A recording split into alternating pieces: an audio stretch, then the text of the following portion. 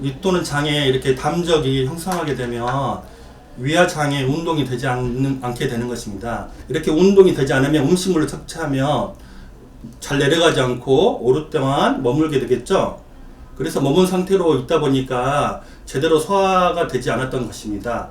이뿐만 아니라 음식물이 머물면서 오랫동안 머물면서 부패하게 되니까 여기서 가스가 발생하면서 더부룩하고 조금만 먹어도 복부 편만감이 생기고 조금만 먹어도 더부룩해서 힘들게 되었던 것이죠.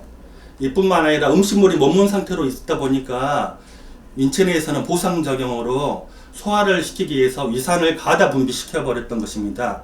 그래서 속쓰림도 유발할 수 있고요.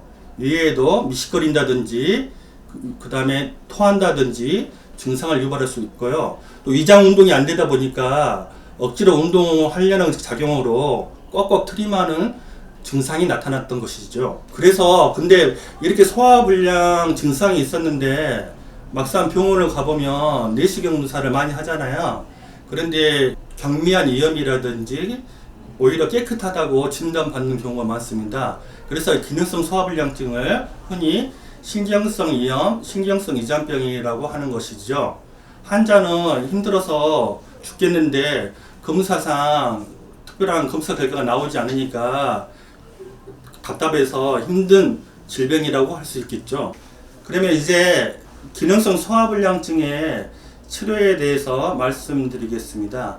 기능성 소화불량증의 가장 중요한 원인을 위 또는 장의 담적이라고 했잖아요. 그래서 저희 병원에서는 위 또는 장의 담 독소를 제거한 약을 주로 쓰고 있고요.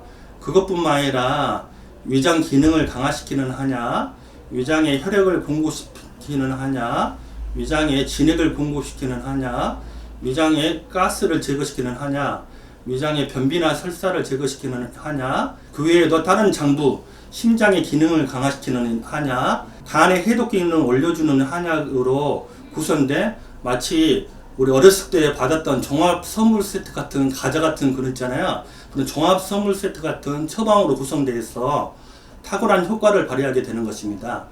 그리고 경우에 따라서는 위 또는 장의 담적이 이렇게 돌처럼 딱딱하게 굳어져 있거나 나무 토막처럼 딱딱하게 굳어져 있는 경우에는 약물 치료만으로는 한계가 있는데요. 그런 경우에는 저희 병원에서는 아로마 고주파 기계 치료와 초음파 기계 치료를 병행해서 치료합니다.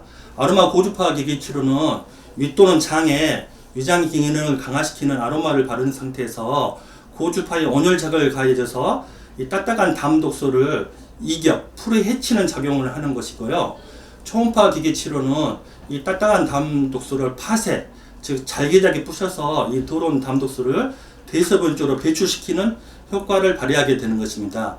이런 원리로 기능성 소화불량증을 근본적으로 차질 없이 치료하게 되는 것이죠. 그래서 위장의 그 운동성이 회복하게 되는 것이고요. 위장의 소화 흡수 기능을 회복하게 되는 것입니다.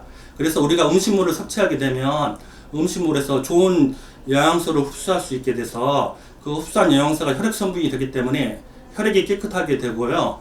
그 혈액이 깨끗하게 된 성분이 전신으로 이렇게 순환이 되기 때문에 몸이 근본적으로 살아나는 치료 효과를 발휘하게 되는 것입니다.